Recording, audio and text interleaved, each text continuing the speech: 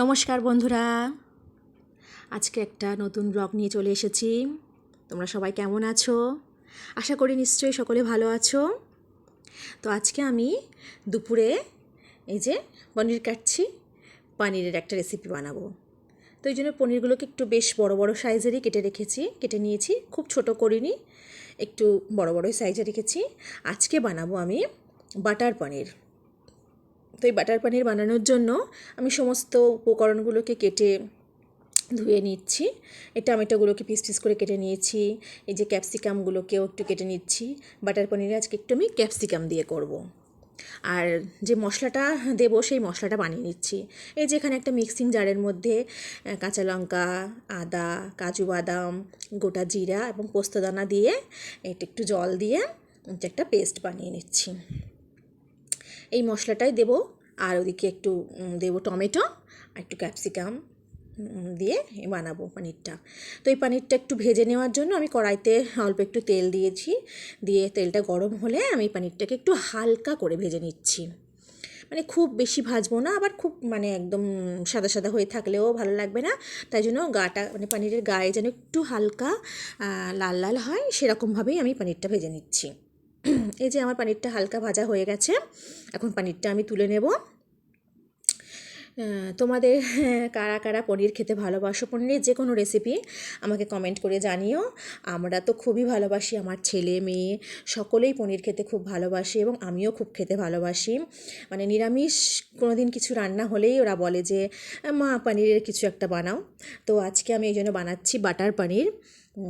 তোমরা কারা কারা খেতে ভালোবাসো বাটার পনির বা পনিরের যে কোনো রান্না, আমাকে প্লিজ কমেন্ট করে বলো। আর এই যে যে মানে ক্যাপসিকামগুলো আমি কেটে রেখেছিলাম পনির মানে দেবো বলে বাটার পনিরে, সেইগুলো একটু হালকা করে ভেজে নিচ্ছি। কেননা ক্যাপসিকামের একটা কাঁচা গন্ধ থাকে, তো সেই জন্য একটু হালকা করেই ভেজে নিচ্ছি। একটু মানে হালকা একদম একটু লবণ দিয়ে হালকা করে ভেজে নিচ্ছি, যাতে কাঁচা গন্ধটা না থাকে। আর এটা যেহেতু আমি বাটার পনির করছি, সেই জন্য আমি আর অন্য কোনো তেল দিলাম না, মানে কোনো সরিষার তেল বা সাদা তেল আর ইউজ করলাম না। একদম ওই কড়াইতে আমি বাটার দিয়ে দিলাম। এই যে কিউব কিউব করে মানে বাটারটা আমি ফ্রিজ থেকে বার করে রেখেছিলাম, একদম জমে গেছিলো, ঠান্ডাতে বরফে হয়ে গেছিলো। তো কিছুক্ষণ আগে বের করে রেখেছিলাম, সেটা বের করার পরে একটু নরম হয়ে এসছে। এটা আমি কেটে এখন এই কড়াইতে দিয়ে দিয়েছি। শুধু আমি বাটার পনির করছি বলে বাটার দিয়েই করছি। আপনারা চাইলে এটা মধ্যে সাদা তেল ইউজ করতে পারেন, সরিষার তেল দিতে পারেন, যে যেমনভাবে রান্না করতে পারেন। কিন্তু আমি এখানে শুধু বাটারটাই দিলাম। তো এই বাটারটা গরম হয়ে গেছে, এর মধ্যে আমি জিরা, গোটা গরম মশলা, শুকনো লঙ্কা এগুলো একটু ফোড়ন দিলাম। দিয়ে বেশ নাড়াচাড়া করে একটা দেখলাম সুন্দর একটা স্মেল বেরোচ্ছে। তো এর মধ্যে আমি এখন দিয়ে দেবো টমেটো কুচি। যে টমেটোটা আমি কেটে রেখেছিলাম বাটার পনিরে দেবো বলে, সেই টমেটো কুচিটা দিয়ে অল্প একটু নুন দিয়েছি, যাতে টমেটোটা ভালোভাবে সিদ্ধ হয়ে গলে যায় এবং ভালোভাবে নাড়াচাড়া করলে যেন একদম মানে গ্রেভি টাইপের হয়ে যায়। তো তারপরে আমি এই মশলাটা দিয়ে দিলাম, যে মশলাটা আমি মিক্সিং জারে করে রেখেছিলাম সেটা আমি দিয়ে দিলাম। দিয়ে ভালোভাবে নাড়াচাড়া করছি, যাতে মানে গ্রেভিটা সব দিকে মানে সব কিছুর সঙ্গে মিশে যায় মশলা আর এবং টমেটোর গ্রেভিটা যেন একদম ভালোভাবে মিশে যায়। আর এদিকে আমি একটা কড়া বসিয়ে দিয়েছি। এখানে আমি ডাল সেদ্ধ হচ্ছে, একটু মুসুর ডাল সেদ্ধ করতে দিয়েছি। এর মধ্যে আমি দেব কুমড়ো শাক, মানে কুমড়ো শাক দিয়ে আমি ওই ডালটা একটা ঘন্ট করব। তো এই কুমড়ো পাতাগুলো আমি কেটে ধুয়ে রেখেছি, ওই ডাল সিদ্ধর মধ্যে দেব। আর এদিকে আমার মশলাটাও এই যে সুন্দরভাবে সব কিছু মিশে গেছে। গেলে আমি তখন একটু লবণ, হলুদ গুঁড়ো এবং কাশ্মীরি লঙ্কার গুঁড়ো অ্যাড করে দিয়েছি। দিয়ে ভালোভাবে নাড়াচাড়া করছি, যাতে একটু ভালোভাবে মশলাটা কষে যায় এবং মশলা থেকে তেল ছাড়তে শুরু করে। আর এদিকে আমি এই কুমড়ো শাকগুলো দিয়ে দিয়েছি ডালের মধ্যে, দিয়ে একটু লবণ দিয়ে ঢেকে দেবো, যাতে একটু সিদ্ধ হয়ে যায়। আর এদিকে এই মশলাটা দেখো আমার তেল ছাড়তে শুরু করেছে, মানে মশলাটা আমার কষে গেছে। তো এই কষা মশলার মধ্যে আমি ক্যাপসিকামগুলো দিয়ে দিলাম এবং ভাজা হালকা করে যে ভেজে রেখেছিলাম পনিরটা, সেটাও আমি দিয়ে ভালোভাবে নাড়াচাড়া করছি, যাতে ক্যাপসিকাম আর পনিরের সঙ্গে মশলাটা ভালোভাবে মিশে যায়। এই যে নাড়াচাড়া করছি। তো দেখতেই তো কত সুন্দর লাগছে, হ্যাঁ, মানে কালারটা খুবই সুন্দর এসছে। আর এদিকে আমার এই শাকটাও সেদ্ধ হয়ে এসছে, প্রায় সেদ্ধ হয়ে এসেছে। তো আরেকটু ঢাকা দিয়ে দিয়ে আরেকটু সিদ্ধ করব।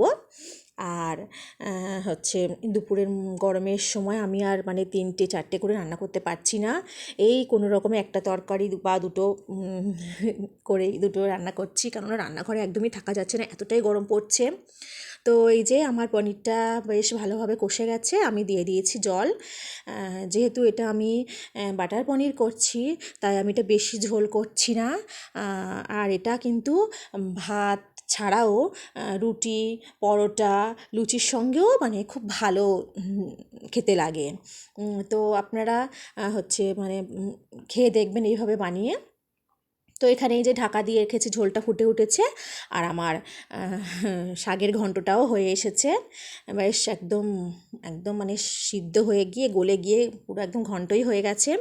তো এখানে আমি একটু কাঁচা লঙ্কা, কাঁচা পেঁয়াজ কুচি আর একটু অ্যাড করছি সরিষার তেল দিয়ে এটা আমি ভালোভাবে নেড়ে চেড়ে নিয়ে নামিয়ে নেব। এটা তো আমার হয়েই গেল শাকের ঘন্ট। আর হ্যাঁ, এদিকেও আমার পানিরটাও প্রায় হয়ে এসেছে। এই যে অনেকটাই মানে ঝোলটা টেনে গেছে, বেশ গামাখা গামাখা হয়ে এসছে। তো এর মধ্যে আমি এখন একটু মানে গরম মশলার গুঁড়ো দেব, তারপর একটু টেস্টের জন্য একটু চিনি দেব। অল্প সামান্য চিনিটা দিলে না খুব সুন্দর খেতে হয়, আর একটু নিরামিষ রান্না একটু মিষ্টি মিষ্টি হলে বেশ ভালোই লাগে। আর একটু দিয়ে দিচ্ছি ধনেপাতা কুচি, আর একটু দিয়ে দেব কাসুরি মেথি। এই কাসুরি মেথিটা খুব সুন্দর একটা স্মেল আনে এই রেসিপিটার, মানে খুব সুন্দর। পানিরের তো বাটার পানির তো একটু কাসুরি মেথিরই দিলাম, মানে খুব সুন্দর একটা স্মেল, বা খেতেও খুব সুন্দর হয়। তো এই যে সব কিছু আমি বেশ ভালোভাবে দিয়ে নেড়ে চেড়ে এখন আমার রেডি হয়ে গেছে বাটার পনির। আর ওদিকে আমার শাকের ঘন্টটাও হয়ে গেছে। তো চলো এখন আমি আমরা খাওয়া দাওয়া করে নেই। তো এখানে আমি আমার এই যে থালাটা বেড়ে নিয়েছি, ভাতের থালাটা, এখানে নিয়ে নিয়েছি স্যালাড বলতে শসা, কাঁচা লঙ্কা আর একটু লেবু নিয়েছি, আর নিয়েছি শাকের ঘন্টটা, আর এই যে আমার বাটার পনির। তো তোমরা কে কে পনির খেতে ভালোবাসো বা বাটার পনির খেতে ভালোবাসো আমাকে প্লিজ কমেন্ট করে জানিও। তো চলো আর ব্লগটা বেশি বাড়াচ্ছি না, এখন আমি লাঞ্চ করে নেই, সবাই করবই লাঞ্চ। তো আমার এই ভিডিওটা যদি ভালো লেগে থাকে প্লিজ প্লিজ প্লিজ তোমরা আমাকে আমার চ্যানেলটাকে সাবস্ক্রাইব করো, লাইক করো, কমেন্ট করো। তোমাদের ভালোবাসা পাওয়ার অপেক্ষায় আমি আছি, প্লিজ। তো বাই বাই।